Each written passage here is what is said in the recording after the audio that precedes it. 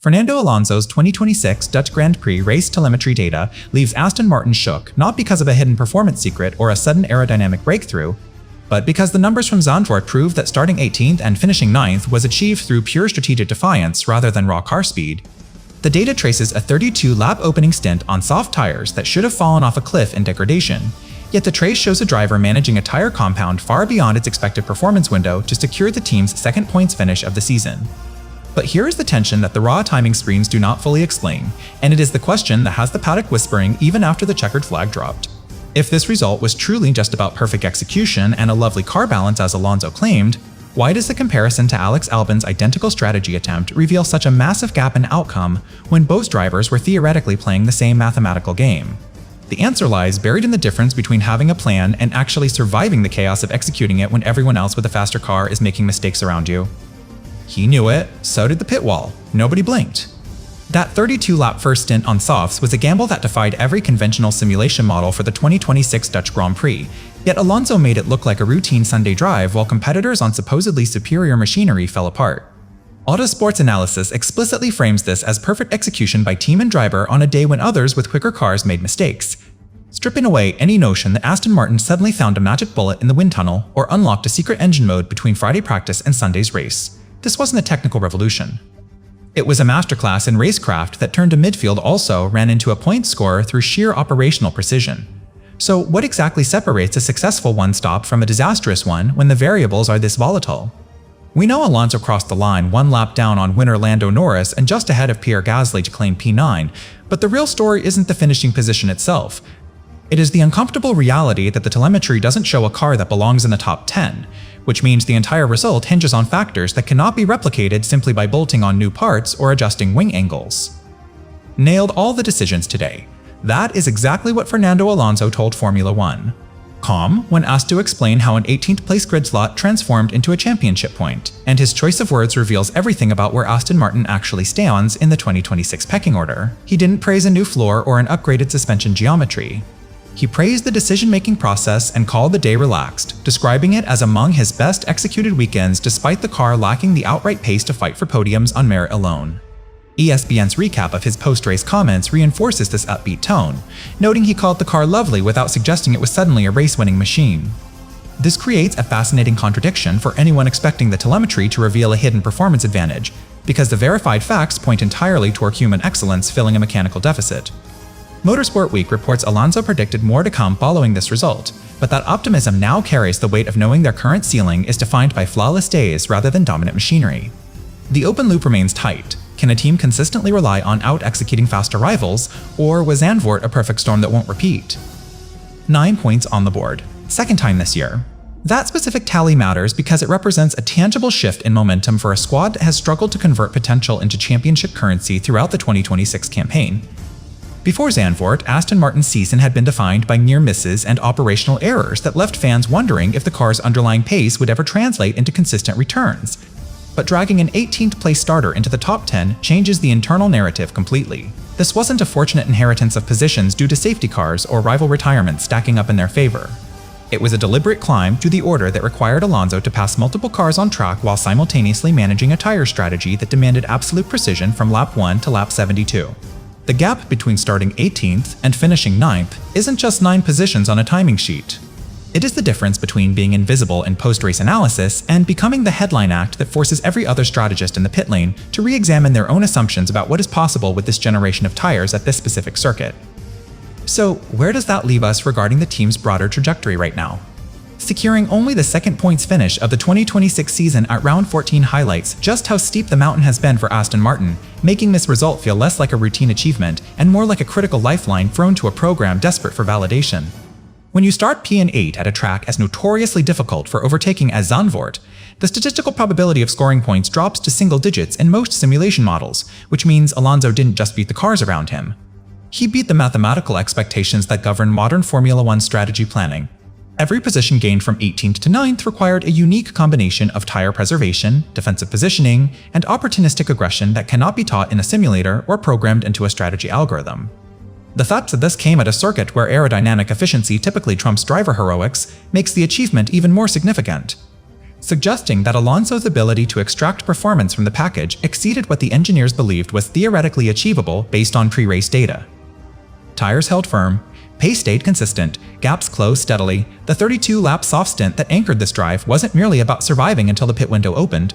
It was about maintaining a lap time delta that kept Alonso within striking distance of the cars ahead even as the rubber aged past its conventional performance peak. Most drivers in the 2026 field would have seen their sector times degrade by 2 to 3 tenths per lap after 20 laps on softs at Zandvoort. But Alonso's management kept the degradation curve flat enough to remain competitive against rivals who had pitted earlier for fresh compounds. This is where the distinction between raw speed and racecraft becomes starkly visible in the timing data. A faster car with poor tire management loses more time to degradation than a slower car with perfect preservation gains through strategic offset, and Alonso exploited this dynamic relentlessly throughout that opening phase. The result wasn't just a points finish. It was a demonstration that experience and tactical awareness can still overcome a deficit in outright machinery when conditions demand adaptability over brute force. Consider the sheer mental load required to execute this while processing real-time feedback from a pit wall that was itself gambling on an unconventional strategy call.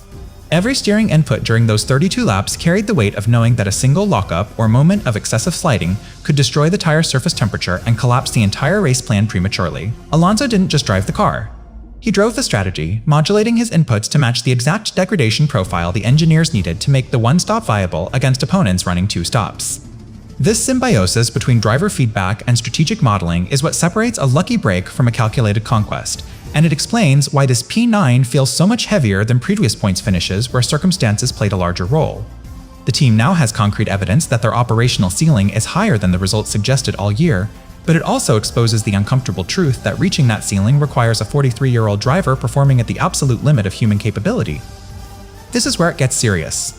The fact that this entire result was manufactured through strategy rather than a hidden car upgrade means Aston Martin's competitive floor hasn't actually risen at all, leaving them exposed if they cannot replicate this level of operational perfection every single weekend. There is no new front wing hiding under the tarp. There is no secret engine mapping unlocking straight-line speed.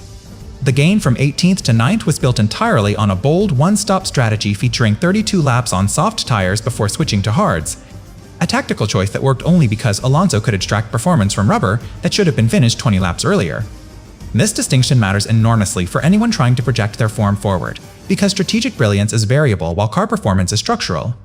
You can nail the calls once and look like geniuses, but you cannot build a championship challenge on moments of inspiration alone when the underlying machinery remains stuck in the midfield. Strategy called perfectly, tires managed flawlessly, no upgrades needed. That sequence defines what actually happened at Zandvoort far better than any speculative telemetry analysis ever could. Autosport's comparison piece explicitly reinforced this by framing Alonso's result against Alex Albon losing a similar payday with the same one-stop style strategy, proving that the differentiator wasn't hardware but execution. Both drivers attempted the identical tactical approach, yet only one converted it into points, because only one had the combination of tire management skill and team coordination necessary to make the math work in real time. This isn't a story about development curves or wind tunnel correlation.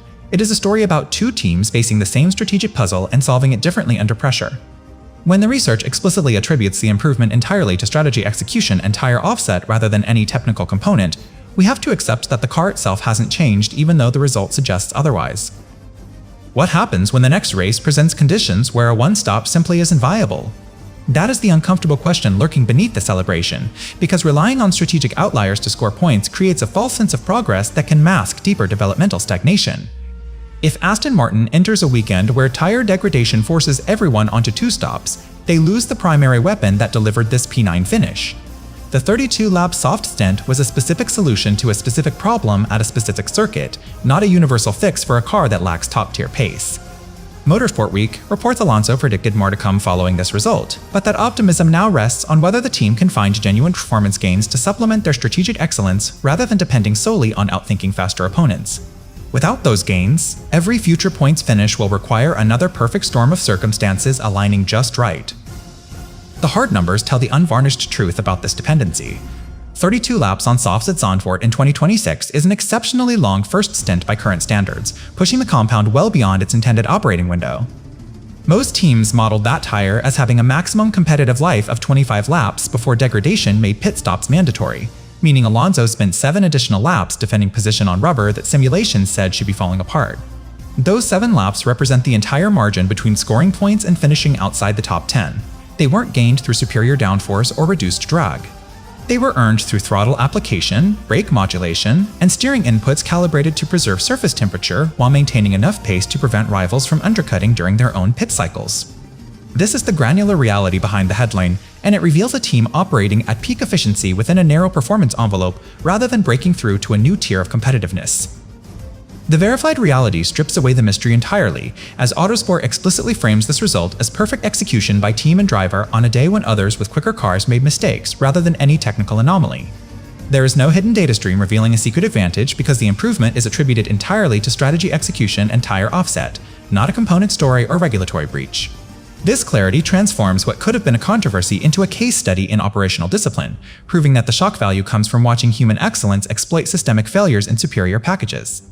When faster machinery falters through strategic errors or tire mismanagement, the window opens for disciplined teams to capitalize, and that is precisely what unfolded at Zandvoort without any FIA scrutiny or legality questions clouding the achievement. Mistakes punished ruthlessly, execution rewarded immediately, no controversy found. That sequence captures why ESPN and Motorsport Week both led with Alonso's own upbeat tone rather than suspicion, reinforcing that this was earned through craft, not questionable engineering.